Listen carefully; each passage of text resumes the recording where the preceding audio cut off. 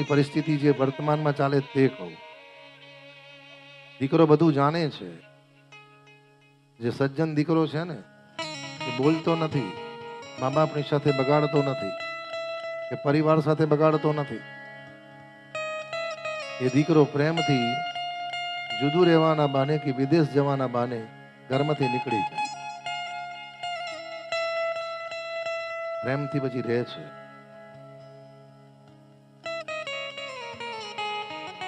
ગૌકર્ણ મહારાજના ત્યાગ પછી ધંધુકારી ધીરે ધીરે સંપત્તિ નષ્ટ કરે છે. અને ભાગવતજી કહે છે, સાહેબ પરિવારમાં રહો ના નથી, પરિવારના દીકરા પરિવારને બધું બતાવો ના નથી, સમય પરિસ્થિતિ અને સ્વભાવ જોઈ દરેકને દરેક વસ્તુ બતાવજો.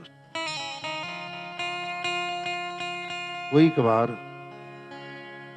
વર્ષો ગયા પછી પણ પરિવારના પારિવારિક લોકોને ઓળખી શકતા નથી.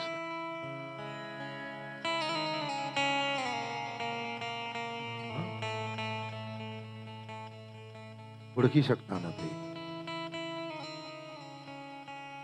આત્મદેવને ખબર પડી, ધીરે ધીરે ઘરની સંપત્તિ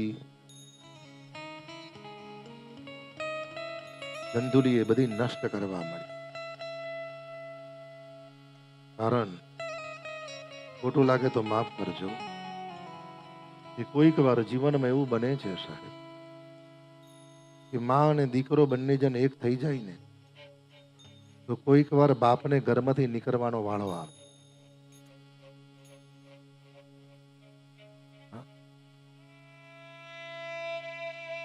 અને ઘણી વાર એવું બને સાહેબ કે પુરુષ ઘર નથી ભલે છોડતો, પણ એ વ્યક્તિ ઘરમાં ઓછું રહે છે અને ઘરની બહાર વધારે રહે છે. રાત્રે સુવા આવે, સવારે જમીન જતા રહે, બાકી આખો દિવસ જય શ્રી કૃષ્ણ. પરિસ્થિતિને જોઈ અને જેને બોલીને બગાડવું નથી. હા, કરુણા શું થઈ, માં અને દીકરો બંને એક થઈ આત્મદેવને ધક્કો મારી દીધો. કારણ પરિસ્થિતિ એ છે કે જે દીકરો જે માં દીકરાનું બહુ ખેંચે છે કોઈક વાર દુખી થાય છે, અને જે માં દીકરીને વધારે મદદ કરે છે એ સાસરી દુખી થાય છે.